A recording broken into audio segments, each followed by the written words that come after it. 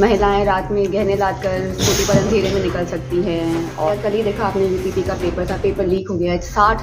60 लाख बच्चे बैठे थे पेपर पे। हम सारी विधानसभा छूने के प्रयास करेंगे। अब चाहे भैया गोंडा सदर हो, चाहे महलोल हो, चाहे उतरौला हो, चाहे मनकापुर हो, चाहे बकायदा ये देखती हो गौरा हो, पांचों विधानसभा पर श्रेया वर्मा की नजर रहेगी। गोंडा लोकसभा सीट में भैया कम से कम 5 विधानसभा सीटें आती हैं। आपको बता दें कि यूपी के बाराबंकी जिले की रहने वाली श्रेया वर्मा को समाजवादी पार्टी ने गोंडा लोकसभा से देखती हो प्रत्याशी बना है। ऐसे में बाराबंकी जिले में लगातार भैया इनके घर पर आकर के लोग बधाई दे रहे हैं। तमाम नेता कार्यकर्ताओं का जमावड़ा लगा है और ऐसे में देखती हो माता जी अपने हाथों से मिठाई खिला करके श्रेया वर्मा को आशीर्वाद दे रही थी। हम कहना तनिक आपको बता दें कि मीडिया ने बातचीत की तो तनिक सुनो श्रेया वर्मा क्या कह रही थी। कही थी कि देखो भैया वर्तमान सरकार जो है ना बेरोजगारी पर ध्यान दे रही है, ना किसानों के मुद्दों पर ध्यान दे रही है। जो वादा करके सरकार आई थी वो सब भैया वादों को कंप्लीट है नहीं किया। तनिक सुनो श्रेया वर्मा क्या कह रही थी। मैं अपने राष्ट्रीय अध्यक्ष आदरणीय अखिलेश यादव जी, हमारी सांसद डिम्पल यादव जी और सारे राष्ट्रीय नेताओं का मैं आभार व्यक्त करती हूँ कि उन्होंने मुझ पर भरोसा रखते हुए मुझे गोंडा लोकसभा से प्रत्याशी बनाया है। और बाबूजी सांसद रह चुके हैं गोंडा से और मैं चाहती हूँ कि बाबूजी, नेताजी और समाजवादी विचारधारा को आगे बढ़ाते हुए गोंडा की जनता के लिए हम कदम से कदम मिलाकर उनकी हर सेवा में आगे रहें।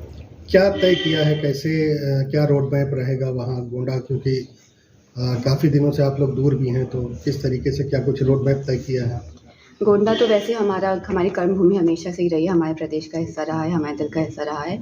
और ये सरकार जब 2014 में आई थी बहुत बड़े बड़े चुनावी वादे करके आई थी कि महिलाएं रात में गहने लाद कर स्कूटी पर अंधेरे में निकल सकती हैं और बहुत सुरक्षित हैं। पर एनसीआरबी के डेटा अगर आपने देखा है तो आज वो कुछ और ही दर्शाते हैं। ऐसे ही किसानों के लिए बातें करी गई थी कि 2018 तक उनकी आय दोगुनी होगी, अब शायद उसकी लिमिट 2047 कर दी गई है। तो आज हमारे किसान सड़कों पर बैठे हैं तो उनकी भी हम समस्या समझ सकते हैं। बेरोजगारी इतनी बढ़ चुकी है। कल ही देखा आपने यूपीपी का पेपर था, पेपर लीक हो गया है। 60 लाख बच्चे बैठे थे पेपर पे।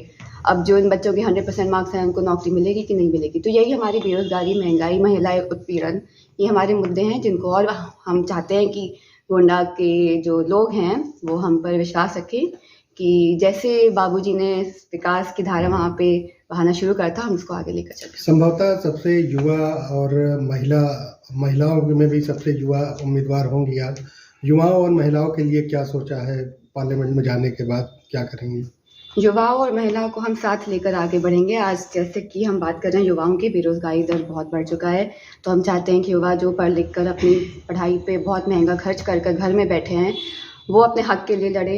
महिलाएं जो अपने छोटे से बजट में उनका घर चलाना मुश्किल हो चुका है, वो हमारे साथ कदम से कदम मिलाकर इस सत्ताधारी सरकार को हटाने का काम करें।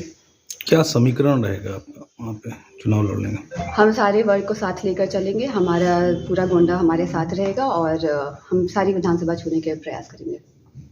अब गोंडा में कम से कम भैया 5 विधानसभा है और पांचों विधानसभा पर इनकी नजर रहेगी। लगातार जनसंपर्क करेंगी। समय बहुत कम है, चुनौती बहुत बड़ी है। भविष्य में क्या होगा देखने वाली बात होगी। पर आपकी कार्य कमेंट जरूर कीजिएगा, वीडियो शेयर करना बिल्कुल मत भूलिएगा। स्वयं मैं सहज खबर इस पर मिलेगी तो बेल आइकन जरूर दबा दीजिएगा। बाकी आपकी कार्य कमेंट कीजिएगा।